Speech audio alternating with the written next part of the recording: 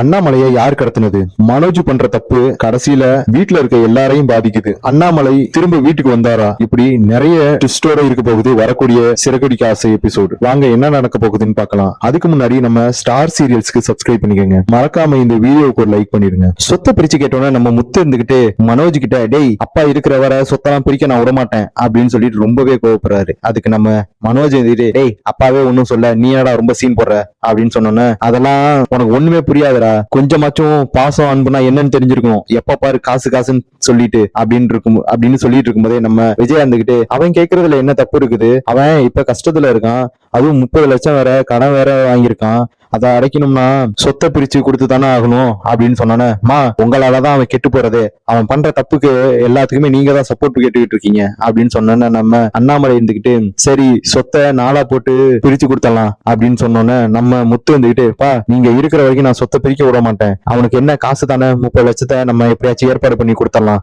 அப்படின்னு சொல்லிட்டு இருக்கும்போதே நம்ம பரசுராமா தான் அவரோட அண்ணாமலையோட ஃப்ரெண்டு இருக்காருல்ல அவரு வராரு. என்னப்பா இவரெல்லாம் வராங்க அப்படின்னு நான் தான்ப்பா வர சொன்னேன், சொத்தை பிரிக்கலாம் அப்படின்னு முடிவானதுக்கு அப்புறம் யாராச்சும் ஒருத்தவங்க பெரியவங்க இருக்கணும்ல அதனாலதான் நான் வர சொன்னேன் அப்படின்னு நம்ம அண்ணாமலை சொல்றாரு. அதுக்கு முத்து இருந்துகிட்டு பா நீங்க என்ன முடிவே பண்ணிட்டீங்களா பா இப்போதைக்கு வேணாம்ப்பா அப்படின்னு சொல்லி கெஞ்சினோன்னு நம்ம மீனாவும் இருந்துகிட்டு மாமா எதுக்காக மாமா இவ்வளோ சீக்கிரமாவே இந்த முடிவு எடுத்தீங்க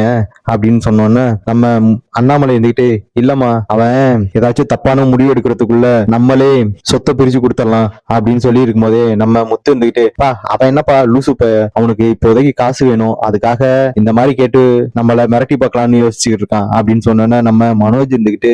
மிரட்டி பாக்குறதா, நான் இப்ப கேஸ் போட்டேன்னு வச்சுக்க என்ன ஆகும் தெரியுமா, உங்க ஒவ்வொருத்தரையும் உள்ளதுக்கு வைக்க வேண்டியதா இருக்கும் அப்படின்னு சொல்லிட்டு ரொம்பவே மிரட்டுறாரு. உடனே நம்ம முத்து கோவமா எங்கடா கேஸ் போட்டு பாரு மாப்போம் அப்படின்னு சொல்லி அடிக்க போறாரு. நம்ம அண்ணாமலை முத்து கொஞ்ச நேரம் அமைதியா இரு, நான் தான் பேசிக்கிட்டு இருக்கேன்ல, அவனுக்கு என்ன காசு தானே வேணும் பிரிச்சு கொடுத்துடலாம் விடு அப்படின்னு சொல்லிட்டு நம்ம பரசுராம்கிட்ட சொல்லி சொத்து எல்லாத்தையும் நாளா பிரிக்க சொல்றாரு. அவரும் எனக்கு தெரிஞ்ச வக்கீலையும் கூட்டிட்டு தான் வந்திருக்கேன், எல்லாத்துலயும் நாளா பிரிச்சு எல்லாத்துக்கும் பிரிச்சு கொடுத்துடலாம், ஆமா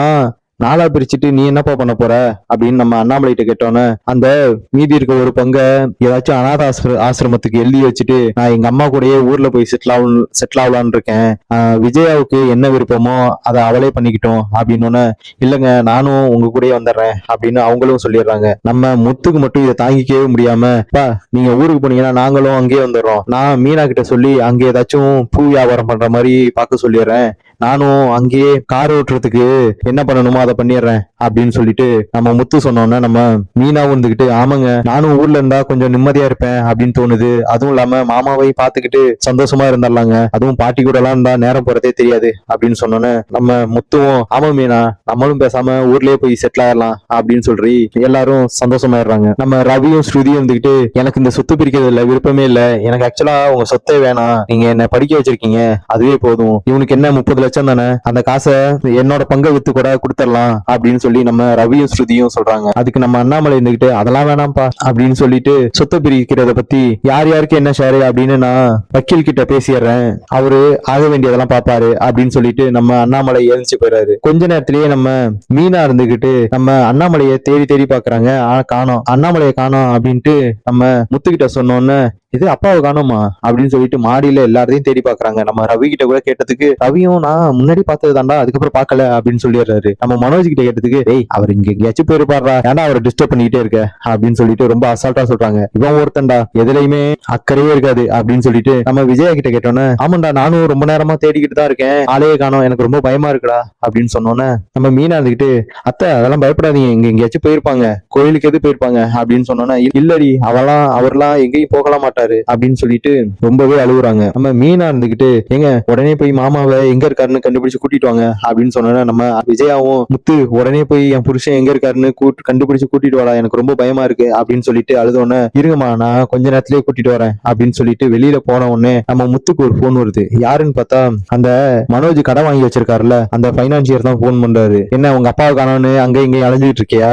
அப்படின்னு சொன்னோன்னே ஆமா நீ தான் கடத்தினியா, நான் தான் சொன்னேன்ல இன்னும் கொஞ்சம் நாள்ல பணத்தை கொடுத்துருவேன் அப்படின்னு சொல்லிட்டு அப்புறம் ஏன் எங்க அப்பாவை கடத்தின அப்படின்னு சொல்லி கேட்டோன்னே பரவாயில்லையே அதுக்குள்ள கண்டுபிடிச்சிட்ட, சரி நான் சொல்ற இடத்துக்கு வா, வரப்ப பணத்தோட வா அப்படின்னு சொன்னோன்னே அதான் எங்க அப்பா கையெழுத்து போட்டு கொடுத்துட்டார்ல, கொஞ்ச நாள் வெயிட் பண்ண என்ன அப்படின்னு கேட்டோன்னே அதெல்லாம் உங்களை நம்புற மாதிரி இல்ல, அதுவும் அந்த மனோஜ சுத்தமா நம்பவே முடியாது, இப்பவே என்ன பண்ணிட்டு இருக்கான்னா என்கிட்ட இருந்து காசே வாங்காத மாதிரி டாக்குமெண்ட் எல்லாம் ரெடி பண்ணிட்டு இருக்கானா, இப்பதான் எனக்கு நியூஸ் வந்துச்சு, அதனாலதான் நான் உங்க அப்பாவே தூக்குனேன் அப்படின்னு சொன்னோன்னே இதை வேற பண்ணிட்டு இருக்கானா, அதுக்கு அவனை தூக்க வேண்டியதானே அப்படின்னு நம்ம முத்து கேட்டோன்னு அதெல்லாம் பழைய ஸ்டைல், உங்க அப்பா தானே ஷூரிட்டி கையெழுத்து போட்டிருக்காரு, அப்ப அவரை தானே கடத்தணும், அது என்ன காசை கொடுக்குறேன் அப்படின்னு சொல்லிட்டு காசே வாங்காத மாதிரி டாக்குமெண்ட் எல்லாம் ரெடி பண்ணிட்டு இருக்கீங்களாம்ல அப்படின்னு கேட்டோன்னே ஏய் அது அவன் பண்ணிட்டு இருப்பான், அதுக்கும் எங்க அப்பாவுக்கும் எந்த சம்பந்தமும் இல்ல அப்படின்னு சொல்லிட்டு நம்ம மனோஜுக்கு போன் பண்ணி முத்து ரொம்பவே கத்துறாரு, ஏய் ஏடா ஏதோ காசு வாங்கிட்டு வாங்கல அப்படின்னு சொல்லி ஏதோ டாக்குமெண்ட் எல்லாம் ரெடி பண்ணிட்டு இருக்கியா அப்படின்னு நம்ம மனோஜ் கிட்ட கேட்டோன்னே எது நானா அப்படிலாம் பண்ணலடா அப்படின்னு சொல்லி நடிக்கிறாரு நம்ம மனோஜ். அதுக்கப்புறம் நம்ம முத்து ரொம்பவே கோவப்பட்டு கேட்டதுக்கு அப்புறம் ஆமா ஆமா அதான் பண்ணிட்டு இருக்கேன், அதுக்கு என்ன இப்ப, அது 30 லட்சம் ஒரே ரீதியா கட்ட முடியாதுல்ல, அதனால இது மாதிரி ஏதாச்சும் தில்லாலங்கடி வேலை பார்த்தாதான் சரியா இருக்கும் அப்படின்னு சொல்லிட்டு நம்ம மனோஜ் சமாளிக்க பாக்குறாரு. நம்ம முத்து கோவப்பட்டு உன்னால அப்பாவை அந்த பைனான்சியர் கடத்தி வச்சிருக்காண்டா அப்படின்னு சொன்னோன்னே எது இதுக்காக கடத்த போறான், அவெல்லாம் கடத்திருக்க மாட்டான் சும்மா போய் சொல்லாத அப்படின்னு நம்ம மனோஜ் கேட்கிறாரு. உடனே நம்ம முத்து கோவப்பட்டு ஒழுங்கா 30 லட்சத்தை கொடுத்து அப்பாவை கூட்டிட்டு வர பாரு, இல்லன்னா நான் மனுஷனாவே இருக்க மாட்டேன் அப்படின்னு சொல்லி ரொம்பவே கோவப்படுறாரு. நம்ம மனோஜ் அதான் அந்த ஜீவாவுக்கு போன் பண்ணி ஏய் அந்த டாக்குமெண்ட் ரெடி பண்ணி இருக்கல, அதான் அந்த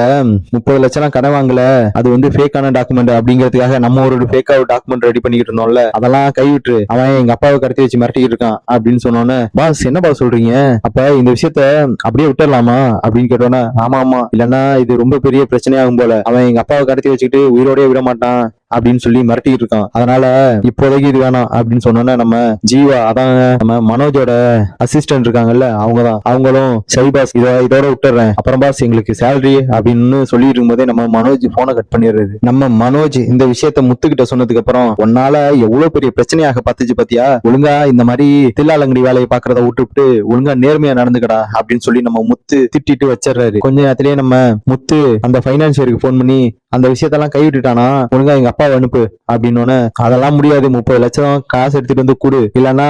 அட்லீஸ்ட் ஒரு 5 லட்சமாச்சும் எடுத்துட்டு வந்து கொடு அப்படின்னு சொல்லி நம்ம அந்த பினான்சியர் முத்து கிட்ட மிரட்டினோன்னு சரி சரி எடுத்துட்டு வரேன் அப்படின்னு சொல்லிட்டு நம்ம முத்துவும் போனை கட் பண்ணிட்டு அந்த 5 லட்சத்தை ரெடி பண்றதுக்காக அலைய ஆரம்பிக்கிறாரு. பணத்தை கொடுத்துட்டு நம்ம அண்ணாமலையை கூட்டிட்டு வந்தாரா அப்படிங்கறத வரக்கூடிய எபிசோட்ல பார்க்கலாம். மறக்காம இந்த வீடியோவுக்கு ஒரு லைக் பண்ணிட்டு நம்ம ஸ்டார் சீரியல்ஸ்க்கு சப்ஸ்கிரைப் பண்ணிக்கோங்க.